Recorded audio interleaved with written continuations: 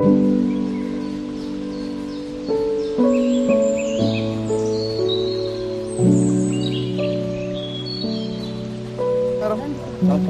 భారత్, స్వచ్ఛ ఆంధ్ర, స్వచ్ఛ దివస్ సందర్భంగా గౌరవ ముఖ్యమంత్రి వర్యులు శ్రీ నారా చంద్రబాబు నాయుడు గారు ఇచ్చిన పిలుపు మేరకు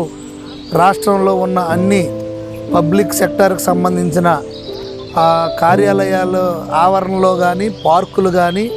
అలాగే స్కూల్ కాంపౌండ్ వాళ్ళ ఆవరణలో కానీ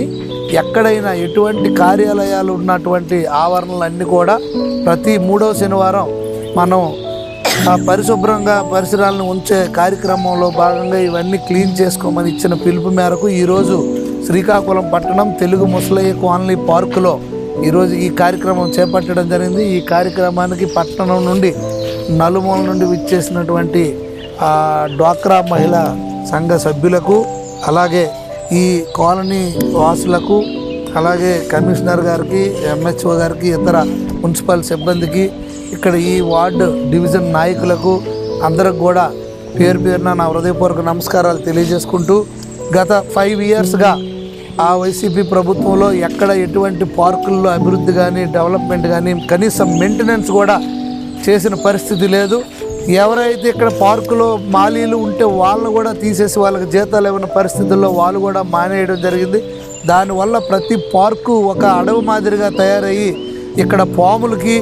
అలాగే అసాంఘిక కార్యక్రమాలకి ఆలవాలం అయిపోయింది. అలాంటి సందర్భంలో మళ్ళీ ఈ పార్కులన్నీ డెవలప్ చేయడానికి మేము ప్రభుత్వం వచ్చినప్పటి నుండి నిర్ణయం తీసుకొని ఒక్కొక్క పార్కుని డెవలప్ చేస్తాం. దాంట్లో భాగంగా దీన్ని చేస్తూ ఇంకా పట్టణంలో ఎక్కడైనా ఇలాంటి పూర్తిగా జంగిల్తో నిండిపోయినటువంటి ఈ ప్రభుత్వ స్థలాలన్నీ కూడా మేము త్వరలో ప్రతి 3వ శనివారం ఒక యుద్ధ ప్రాతిపదికన దీన్ని తీసుకొని తప్పకుండా చేస్తామని సందర్భంగా ప్రజలందరికీ తెలియజేసుకుంటూ, దీంట్లో ప్రతి ఒక్కరూ పాల్గొని దీన్ని ఒక సొంత మన బాధ్యతగా తీసుకొని ప్రతి ఒక్కరూ చేయి కలపాలని అందరినీ పిలుపునిస్తూ ఈ కార్యక్రమానికి ఇచ్చేసిన ప్రతి ఒక్కరిని మరొకసారి నా హృదయపూర్వక అభినందనలు తెలియజేస్తూ నమస్కారం.